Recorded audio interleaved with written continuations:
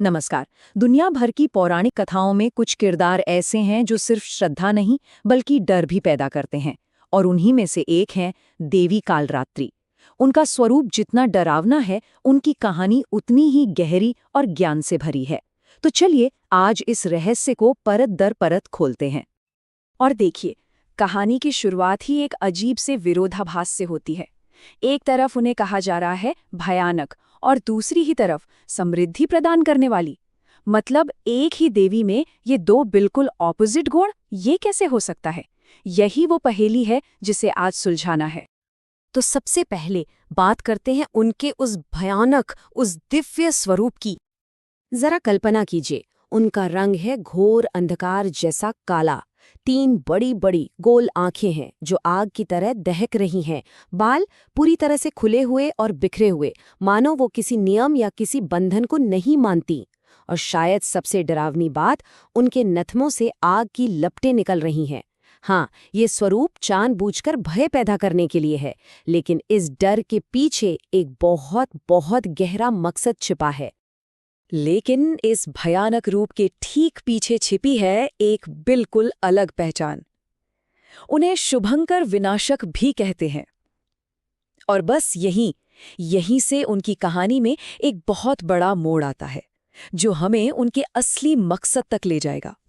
उनके नाम को ही देखिए, कालरात्रि।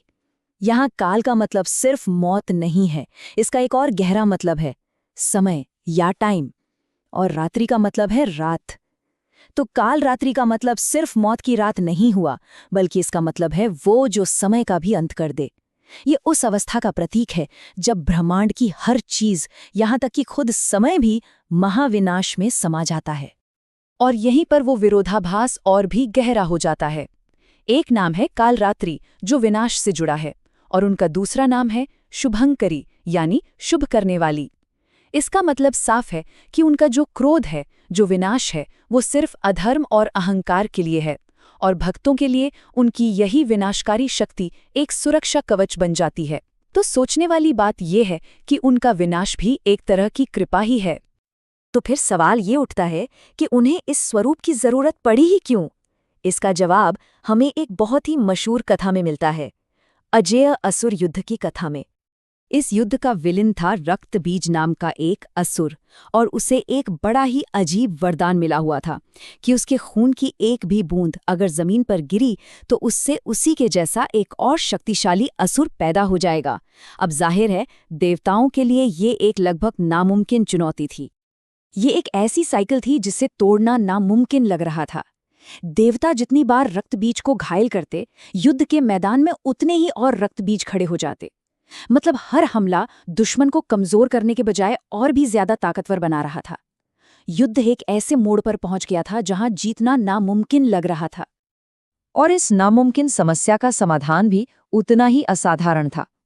देवी कालरात्रि युद्ध के मैदान में उतरी, और उन्होंने रक्तबीज के शरीर से निकलने वाले खून की हर एक बूंद को जमीन पर गिरने से पहले ही पी लिया।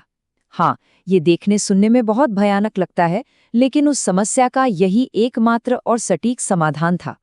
उन्होंने राक्षस की शक्ति के सोर्स को ही सुखा दिया। लेकिन ये कहानी सिर्फ एक पौराणिक कथा नहीं है, ये एक बहुत गहरा मनोवैज्ञानिक रूपक है। ये जो रक्तबीज है ना, ये हमारे मन में उठने वाले अनगिनत नेगेटिव थॉट्स की तरह हैं। हम जितना उनसे लड़ते हैं, वो उतने ही बढ़ते जाते हैं। और देवी कालरात्रि का तरीका हमें सिखाता है कि नकारात्मकता से लड़ने का सही तरीका उसे जड़ से ही खत्म करना है, इससे पहले कि वो फैले और हम पर हावी हो जाए। पर बात यहीं खत्म नहीं होती। उनका पूरा स्वरूप, उनकी हर एक चीज प्रतीकों में एक उपदेश है। जरा उनके 4 हाथों पर गौर कीजिए। 2 बाएं हाथों में विनाश के शस्त्र हैं, खड्ग जो अज्ञान और अहंकार को काटता है, और वज्र जो अटूट संकल्प का प्रतीक है। लेकिन उनके 2 दाहिने हाथ बिल्कुल उल्टे हैं। एक हाथ अभय मुद्रा में है जो कहता है डरो मत, और दूसरा वरद मुद्रा में है जो आशीर्वाद देता है। ये विनाश और कृपा का एक परफेक्ट बैलेंस है जो दिखाता है कि दोनों एक ही दिव्य शक्ति के हिस्से हैं। और फिर आती है उनकी सवारी, एक गधा। ये शायद सबसे अनोखा प्रतीक है।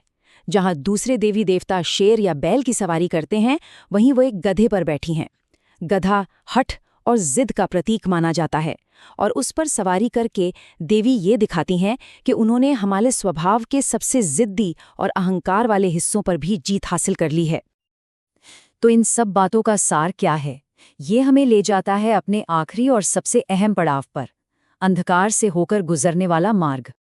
ये सवाल हमें पुरानी कथाओं से निकालकर आज की आध्यात्मिकता और मनोविज्ञान की दुनिया में ले आता है। आखिर हम इस कहानी से आज क्या सीख सकते हैं? इसका जवाब मिलता है कुंडलिनी योग में। यौगिक सिस्टम में देवी कालरात्रि को सहस्रार चक्र से जोड़ा गया है।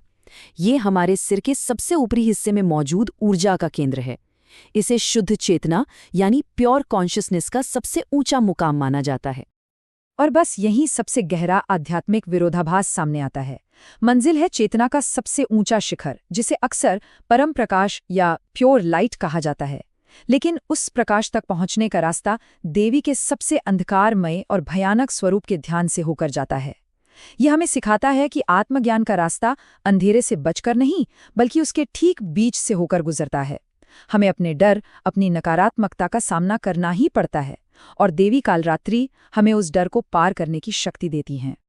तो अंत में देवी कालरात्रि की शिक्षा यही है: सच्ची शक्ति और सच्चा ज्ञान जीवन के अंधेरे पहलुओं से भागने में नहीं है, बल्कि हिम्मत के साथ उनका सामना करने और उन्हें पार करने में है।